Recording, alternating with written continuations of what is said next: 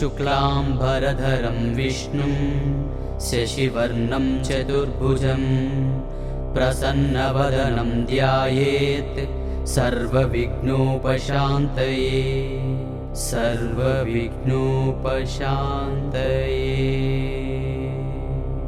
अतः षोडश श्लोकप्रार्थनं करिष्ये।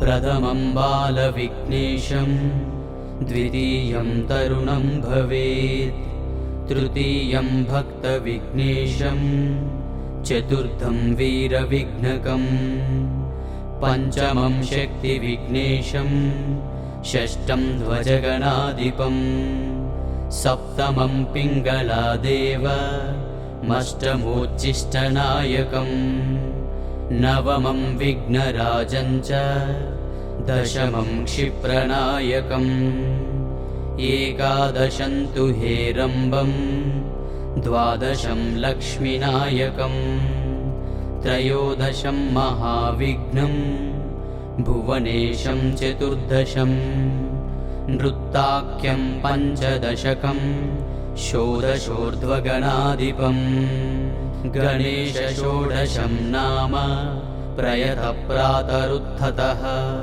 संस्मरेत् सर्वकुशलं, सप्रयाति न संशयः।